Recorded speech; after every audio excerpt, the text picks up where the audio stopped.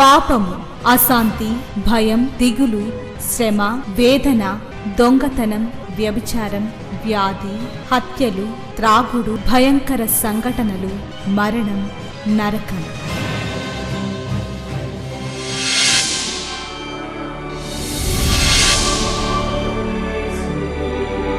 సిలువలోనే పాప క్షమాపణ, పరిశుద్ధ జీవితం, ప్రేమ, వాక్య ధ్యానము, నెమ్మది, సహవాసం, నిత్య జీవం.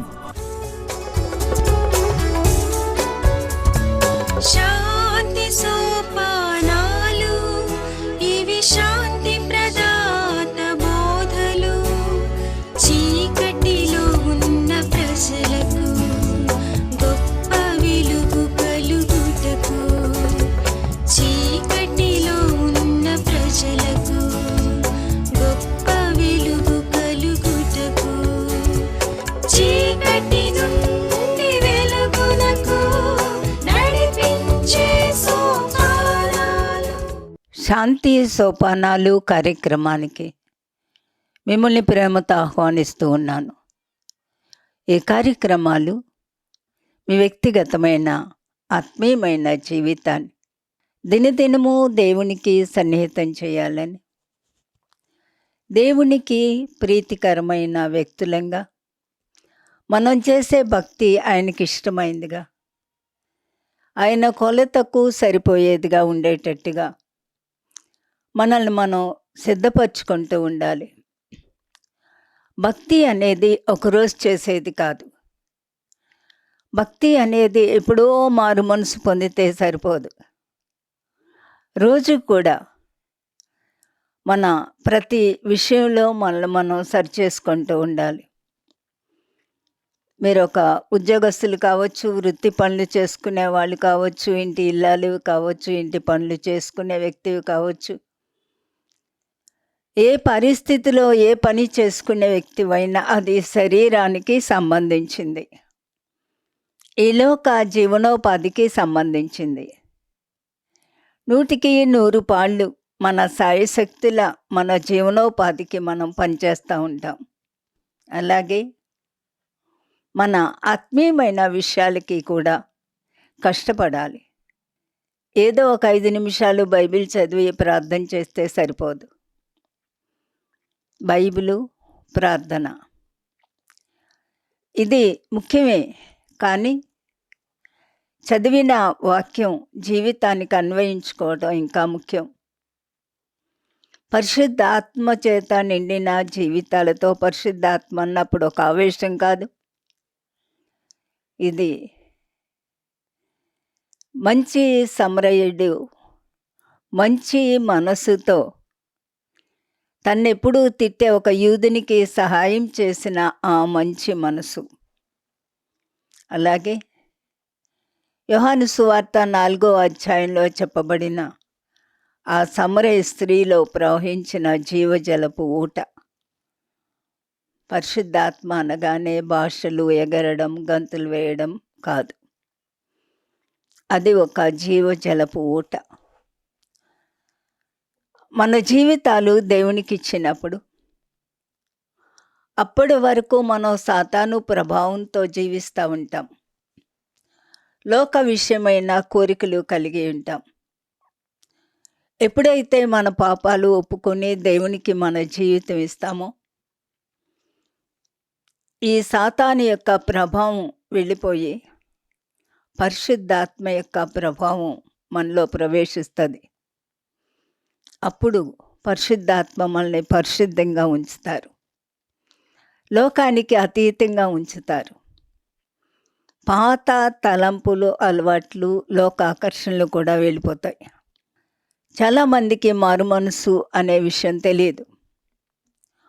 కొంతమంది ఒకరోజు జీవితం మార్చుకుంటారు, దేవునికి ఇస్తారు. కొంతమంది వాక్యం వింటూ క్రమక్రమంగా విన్న వాక్య ప్రకారం, చదువుకునే వాక్య ప్రకారం, వినే బోధల ప్రకారం జీవితాన్ని మార్చుకుంటూ ఉంటారు. అది కూడా మంచిదే. చాలామంది చర్చిలకు వెళ్తారు, జీవితం మారదు. చాలామంది బైబిల్ చదువుతారు, బైబిల్ లోపలికి వెళ్ళదు. తిండి తింటారు చాలామంది, బలమైనవి తింటారు, కానీ బలం పుంజుకోరు. ఎందుకంటే తిన్నది అరిగించుకునే స్థితిలో వాళ్ళు ఉండరు. దేవుని యొక్క వాక్యం జీవాహారం. అది మనం ఎంత తింటూ ఉంటామో మన ఆత్మ అంత బలపడుతూ ఉంటుంది. మనం ఎంత ధ్యానిస్తూ ఉంటామో మన ఆత్మ అంత బలపడుతూ ఉంటుంది. బలపడిన ఆత్మ మన జీవితంలో దేవునివి కానివి తొలగించేస్తూ ఉంటుంది. జీవితం తలంపులు, క్రియలు, ఊహలు, ఉద్దేశాలు, లోకాకర్షణలు అన్నీ కూడా పారిపోతాయి. వాటి మీద మనకు మనస్సు ఉండదు. ఇది ఒక జీవితంలో జరగకపోతే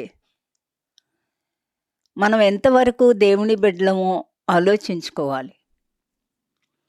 గత వారం మనం దేవుడు దహించు అగ్నితో ఎవరు ఆడుకోరు. సర్కస్లో కూడా రకరకాల ఫీట్స్ చేస్తారు, కానీ ఎవరు అగ్నితో ఆడరు. అది జీవితాల్ని కాల్చేస్తుంది. పరిశుద్ధాత్మ అగ్ని, దేవుడు దహించు అగ్ని. మనం ఆ దేవునికి అవకాశం ఇస్తే చిన్న చిన్న విషయాలు కూడా ఆయనకు లేక పరిశుద్ధతను చెరిపేవి దేవుడు మనకి చూపిస్తూ ఉంటారు. గత వారం మనం ప్రారంభించినట్టుగా అబద్ధ ప్రవక్తలను గూర్చి జాగ్రత్త పడుడి. వారు గొర్రెల చర్మములు వేసుకుని మీ యొద్దకు వత్తురు, కానీ లోపల వారు క్రూరమైన తోడేలు. 20వ వచనం, వారి ఫలముల వలన మీరు వారిని తెలుసుకుందరు. ఈ మాట క్రైస్తవ జీవితానికి, నా జీవితానికి, నీ జీవితానికి, ఒక సేవకుని జీవితానికి ఏమి ఇది కొలబద్ద.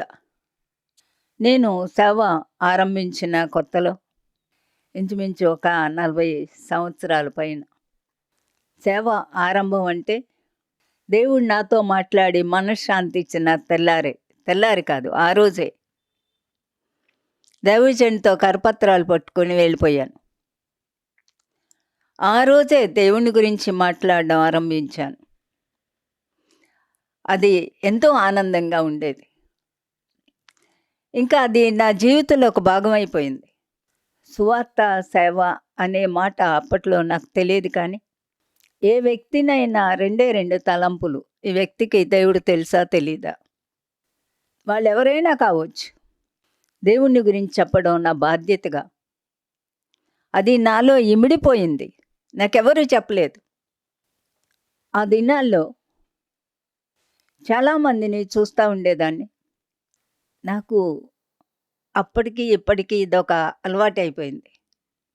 ఒక వ్యక్తి చేసే ప్రసంగాలు కాదు, నేనైనా సరే నా జీవితం ఎలా ఉంది అనేది నేను ప్రశ్నించుకోవాలి, పరీక్షించుకోవాలి. దావీదు అన్నాడు కదా, నన్ను పరీక్షించు, నన్ను పరిశోధించు, నీకు ఆయాసకరమైన మార్గం నా ఎందున్నదేమో చూడు, నన్ను నిత్య మార్గంలో నడిపించు. పరీక్షించు, పరిశోధించు. మీకు ఇష్టం లేదుంటే దాన్ని కాల్చివేసి నిత్య మార్గంలో నడిపించండి. ఇలాగా వాక్యం చదివినప్పుడు వెంటనే అన్వయించుకోవటం ఒక అలవాటుగా మారింది. అలా అని నేను 100% ధన్యురాలినని చెప్పడం లేదు. ప్రయత్నిస్తున్నాను, నేర్చుకుంటున్నాను. ఈ నేర్చుకోవటానికి వయసుతో నిమిత్తం ఉండదు. ఆ దినాల్లో కొందరిని చూసినప్పుడు వాళ్ళ ప్రసంగాలు చాలా బాగుండేవి, వాళ్ళ ప్రార్థనలు చాలా బాగుండేవి. ఒక్కొక్కరు ప్రార్థన చేస్తుంటే, అమ్మో ఇలా ప్రార్థన చేయటం నాకు రాదు, ఎలాగా అనుకుంటూ ఉండేదాన్ని. ఇప్పటికైనా అంతే, దీర్ఘ ప్రార్థనలు చేయలేను. పాయింట్ టు పాయింట్ దేవునికి మనవి చేసుకుంటాను. కానీ వాళ్ళ జీవితం చూసినప్పుడు ద్వేషం, లోకాశలు, ఇలా వాళ్ళ మాటలు వాళ్ళ తీరు, ఆ జోక్స్ నాకు చాలా ఎబ్బెట్టుగా అనిపించేవి. ఇది చాలా కాలం నాకు కొంత వ్యసనం కలిగించింది. భక్తి మన జీవితంలో ప్రవహించాలండి. భక్తి మన మాటల్లో ప్రవహించాలండి. భక్తి మన ప్రవర్తనలో ప్రవహించాలి. ఆ తొలి దినాల్లో నాకు అర్థం కాక, యేసయ్య నాకు భక్తి అర్థం కావట్లేదు. ఇంత బాగా మాట్లాడతారు, ఇంత బాగా ప్రసంగాలు చేస్తారు, ఇంత గొప్ప పేరుంది. ఎందుకు వీళ్ళు ఇలాగా? నాకు జీర్ణించుకోవడం చాలా కష్టంగా ఉంది అని అడిగినప్పుడు ప్రభువు నాకు ఈ మాట చూపించారు. వాళ్ళ ప్రవర్తన బట్టి, know them by their fruit, వాళ్ళ జీవితాన్ని బట్టి తెలుసుకో. ఆ జీవితం నాది అని నీకు అర్థం కాకపోతే నువ్వు ప్రక్కకి వెళ్ళిపో. Have nothing to do with them. వాళ్ళతో నీకేం పని లేదు. దాని గురించి నువ్వు ఆలోచించి వ్యసన పడవలసిన పని లేదు. Know them by their life. నేనైనా అంతే, మీరైనా అంతే. నువ్వే కాదు, ఒక సేవకుడైనా అంతే. ఆ సేవకుడు బైబిల్ని అనుసరిస్తున్నాడా? సేవకుడు దీనుడేనా? లోకాన్ని ద్వేషించినవాడా? లోకాశలు ద్వేషించినవాడా? గర్వమా, అహంకారమా? తను తాను ఎక్స్పోజ్ చేసుకుంటున్నాడా? దేవుణ్ణి చూపెడుతున్నాడా? సిలువేయబడిన యేసును ప్రకటిస్తున్నాడా? సిలువ అతని జీవితానికి కేంద్రమా? మనల్ని దేవుని వైపు నడిపిస్తున్నాడు. ఈ రోజుల్లో భ్రష్టత్వం అని చెప్తా ఉన్నాను. పాస్టర్లందరూ సమావేశమై 9 నుంచి 3 వరకు ఉపవాస ప్రార్థన చేస్తే ఎలా ఉంటుందండి అని అడిగాను ఓ పెద్ద ఆయన్ని. ఆయన అన్నారమ్మా, నువ్వు ఉపవాస ప్రార్థన అంటే సగానికి సగం రారు అని. మంచిది, వచ్చిన సగంతోనే పట్టణం కొరకు ప్రార్థన చేయండి. 10 మందితో చేయండి, పట్టణం బాగుపడుతుంది. స్తుతికూటాలు అనగానే తిండి, కూటం అనగానే తిండి, 1 డే రిట్రీట్స్ తిండి. నేను కూటాలకి ఇప్పుడు తగ్గించాను, కానీ ఖచ్చితంగా చెప్పేదాన్ని, మీరు మధ్యాహ్నం భోజనాలు పెట్టుకుంటే నేను రాను. ఉదయం నుండి 3 వరకు, లేక 2:30. 11కి టైం ఇవ్వండి, 12, 12:30 చెప్తాను. మధ్యాహ్నం ఒక టీ స్నాక్స్ ఇచ్చుకోండి. 1 గంట నుంచి అరగంట చెప్తాను. నా దారిని నేను వస్తాను, మీ తిండి మీరు తినండి. క్రైస్తవం ఏంటండి? సిలువేయబడిన యేసయ్యను వెంబడిస్తున్నామా? మన సిలువనెత్తుకొని వెంబడిస్తున్నామా? అబద్ధ ప్రవక్తలు, ధనానికి దాసులు, సుఖానికి దాసులు, అందరూ మనల్ని పొగిడేయాల, అందరూ మనల్ని హైలైట్ చేయాల. సిగ్గు క్రైస్తవ్యానికి. ఇలాంటి అబద్ధ ప్రవక్తలు, భ్రష్టత్వం పెంచుకుంటున్న ప్రవక్తలు, సాతాను తానే వెలుగుదూత వేషం వేసుకున్న వాళ్ళు, లోపల వాళ్ళు క్రూరమైన తోడేళ్ళు. ధనాశ, అహం. తన అహాన్ని చంపుకోని వాడు భక్తి ఎప్పుడూ చేయలేడు. నేను సిలువేయబడిన యేసుని ప్రకటిస్తూ ఉన్నాను. చిన్న మాట దానికి జోడించుకుంటాను. నన్ను నేను సిలువ వేసుకుంటూ నేను సిలువేయబడిన యేసుని ప్రకటిస్తున్నాను. అది పౌలు గారి మాట.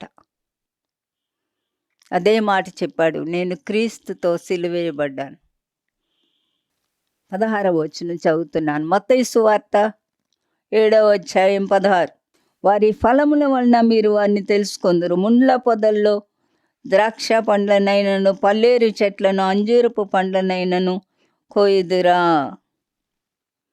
ముండ్ల పొదల్లో ద్రాక్ష పండ్లు.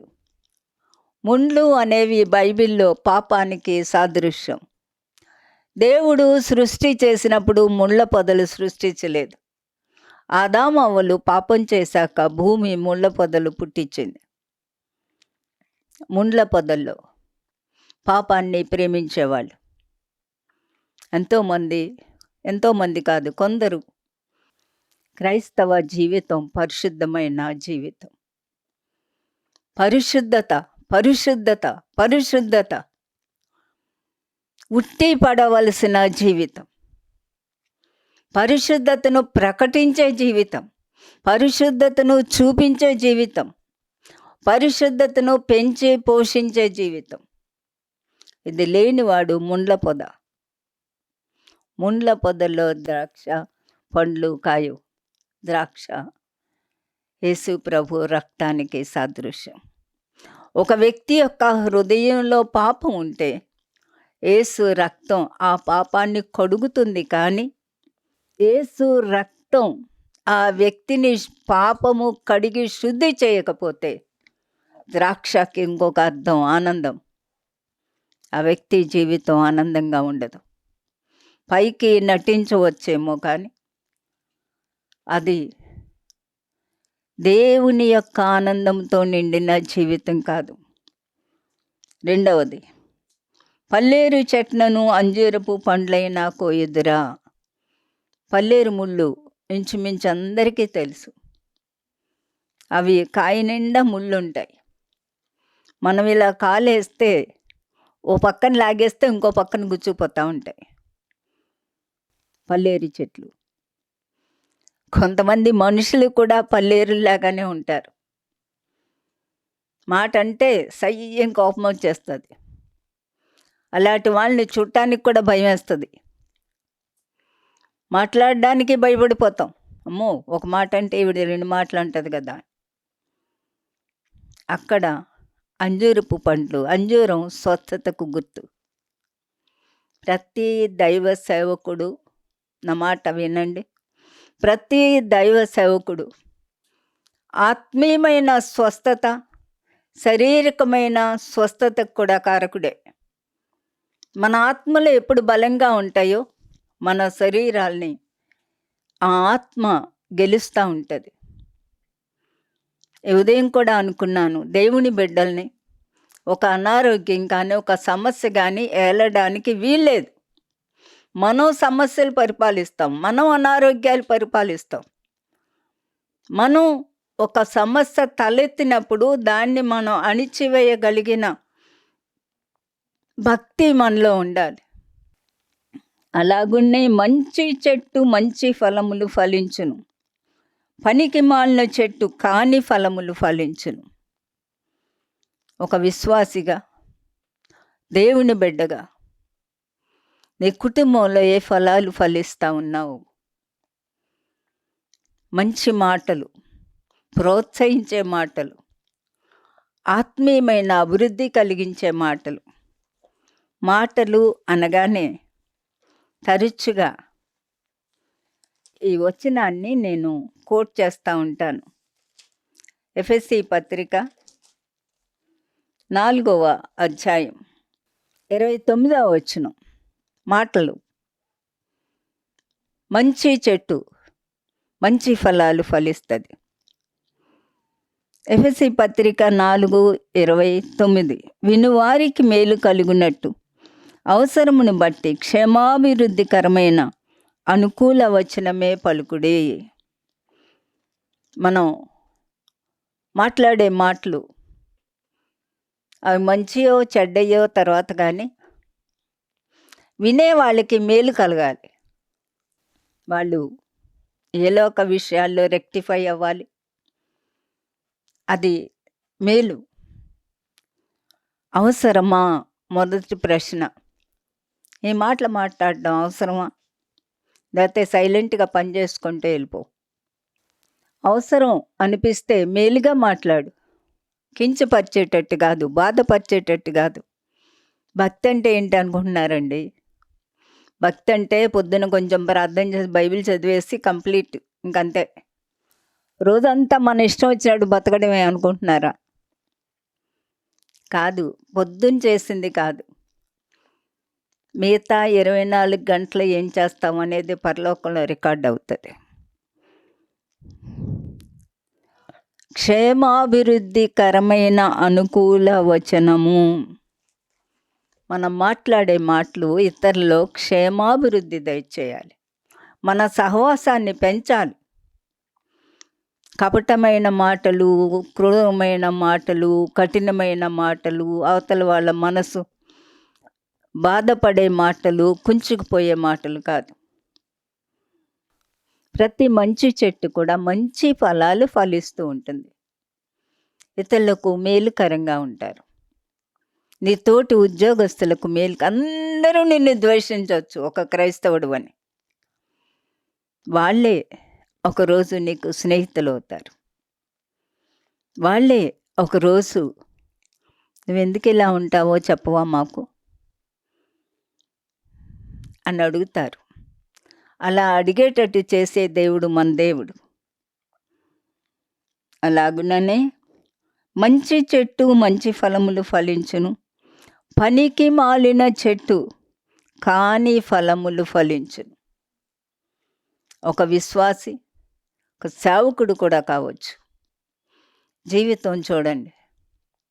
యేసు ప్రభుని పోలిన జీవితమా, దీనత్వమా? ప్రభు ఈ లోకంలో ఉన్నప్పుడు ఏం చెప్పారు? నేను సాత్వికుడను. మత్తయి సువార్త 11వ అధ్యాయంలో 29వ వచనంలో, నేను సాత్వికుడను, దీన మనసు కలవాడను. మీ మీద నా కాడి ఎత్తుకుని నా యొద్ద నేర్చుకొనుడి. సాత్వికుడా, దీన మనసా, లోకస్తుడా, మాట్లాడే మాటలు వాక్యానికి అనుకూలమా? చాలామంది సేవకులు బైబిల్ చదవరు, బైబిల్ని అనుసరించరు. సాత్వికం ఉండదు, దీనత్వం ఉండదు, లోకస్తుల కన్నా హీనంగా ఉంటారు. వీళ్ళు సేవకులు కాదు, వీళ్ళు క్రీస్తు విరోధులు. కొంతమంది కడుపుకు దాసులు, ధనానికి దాసులు. అందుకే క్రైస్తవ్యం చెడిపోతుంది. ప్రార్థన చేయండి, ప్రార్థనా పరులు లేవాలి. క్రైస్తవ్యం కొరకు గోజాడాలి, దేశం కొరకు గోజాడాలి, ప్రజల కొరకు గోజాడాలి, చిత్రహింసల్లో ఉన్న వాళ్ళ కొరకు గోజాడాలి. చాలామందికి ప్రార్థన అంటే ఇష్టం ఉండదు. ఇంకొందరికి ఎక్కువ వాక్యం చెప్తే కూడా ఇష్టం ఉండదు. మరి పరలోకంలో వెళ్ళి వీళ్ళు నిత్యత్వంలో ఎలా కూర్చుంటారో నాకు అర్థం కాదు. అయ్యో పాపం అనిపిస్తుంది. ఆది కాలంలో లేక సంఘాలలో ఉజ్జీవాన్ని లేవనెత్తిన దైవజనులు జీవితాలు చదవండి. భక్తి విషయం చాలా జాగ్రత్తగా ఉండాలి. ప్రీతికరమైన భక్తి చేయాలి. అదే సమయంలో తన్ను సేవించవలసిన విధానంగా సేవించకపోతే ఎన్నోసార్లు ప్రభువారు ఈ సువార్తలన్నిటిలో కూడా శిష్యుల్ని హెచ్చరిస్తూ వచ్చారు. ఉదాహరణకి మత్తయి సువార్త 8లో 12వ వచనంలో రాజ్య సంబంధులు అంటే ఈ లోక రాజ్య సంబంధులు, ఈ లోకానికి అనువుగా బతికిన వాళ్ళు వెలుపటి చీకట్లోనికి త్రోయబడుదురు, అక్కడ ఏడ్పును పండ్లు కొరుకటి ఉండునని మీతో చెప్పుచున్నాను. అలాగే మత్తయి సువార్త 7:21లో ప్రభువా ప్రభువా అని పిలిచేవాడు పరలోక రాజ్యంలో ప్రవేశించాడు, నా తండ్రి చిత్త ప్రకారము చేయవాడే ప్రవేశించును. ఇంకొక ఉపమానంలో మత్తయి సువార్త 13వ అధ్యాయం అంతా కూడా ఉపమానాలు చెప్పారు. 24 నుండి 30 వరకు గోధుమలు గురుగులు. మనం తెలుగులో తప్ప తాలు అంటాం. వరి ధాన్యంలో కూడా ఫుల్గా ఆ బియ్యం ఉన్న కంకులు ఉంటాయి, లేనివి ఉంటాయి, దాన్ని తప్పలు అంటారు. అలాగే వేరుశనగ గింజలు కూడా ఒకటి ఫుల్గా ఉంటాయి, కొన్ని మడతలు పడిపోయి ఉంటాయి. గోధుమలు గురుగులు ప్రభు అన్నారు కోతకాలం వరకు పెరుగుతూ ఉంటాయి. మన జీవితంలో నిండుగా దేవునికి భక్తి చేసేవాళ్ళుగా ఉన్నామా, లేక పనికిరాని భక్తితో గురుగుల్లాగా ఉన్నామా? ఈ గురుగులు కోతకాలమందు గురుగులు ఎలాగూ కూర్చబడి మత్తయి సువార్త 13:40 అగ్నిలో కాల్చివేయబడును, అలాగే యుగ సమాప్తి యందు జరుగును. మనిషి కుమారుడు తన దూతలను పంపును, వారు ఆయన రాజ్యంలో నుండి ఆటంకములగు సకలమైన వాటిని, ఆటంకాలు కలిగించే ప్రతి ఒక్కరిని, దుర్నీతి పరులను సమకూర్చిన అగ్నిగుండంలో పడవేయుదురు. అక్కడ ఏడ్పును పండ్లు కొరుకటే ఉండెను. అంచేత భయము కలిగి నిత్య రాజ్యంలో ప్రవేశించాలన్న ఆసక్తితో మనుషుల వైపు చూడకుండా దేవుని వైపు చూస్తూ వాక్యాన్ని జీర్ణించుకుంటూ నిత్య రాజ్యం కొరకు సిద్ధపడదాం గాక. ప్రార్థన చేద్దాం. ప్రేమ కలిగిన మా ప్రియమైన పరలోకపు తండ్రి, ఈ వాక్యాన్ని వింటున్న ప్రతి ఒక్కరి కొరకు వందనాలు. వాక్యాన్ని తెలియని వారికి వాక్యాన్ని విశుద్ధపరచమని ప్రార్థిస్తున్నాను. తప్పుడు సంఘాలకు వెళ్ళే వాళ్ళు వాక్య ప్రకారం జీవించటానికి, తమ జీవితాలు దిద్దుకోవటానికి సహాయం చేయమని ప్రార్థిస్తున్నాను. ఎక్కడెక్కడ దైవజనులు ఉన్నారో వాక్యానికి అనుకూలంగా వాళ్ళని పరిశుద్ధపరచండి నాయనా. మీకు వ్యతిరేకంగా ఉన్న ప్రతి ఒక్కరి నుండి అమాయకమైన ప్రజలను తప్పించమని కూడా ప్రార్థిస్తున్నాను. నేను వాక్యాన్ని విని మేమందరం కూడా బండ సందుల్లో నిలబడుతూ ప్రార్థనా పరులుగా మీ యొక్క చిత్తాన్ని నెరవేరుస్తూ నిత్యత్వం కొరకు సిద్ధపడే హృదయాలతో ఒక్కొక్కరిని అభిషేకించమని ప్రార్థిస్తూ యేసు నామమున వేడుకుంటున్నాను తండ్రి. ఆమేన్.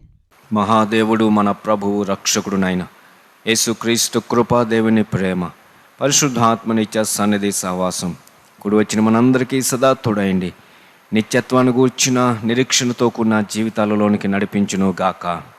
ఆమేన్. మనం అందరం కూడా దేవుని కొరకు మంచి ఫలాలు ఫలిస్తూ ఈ లోకంలో మన తోటి వారి మధ్య మంచి సాక్షులంగా ఆదరణకరంగా జీవించుదాం గాక. దేవుడు మీకు సహాయం చేయను గాక.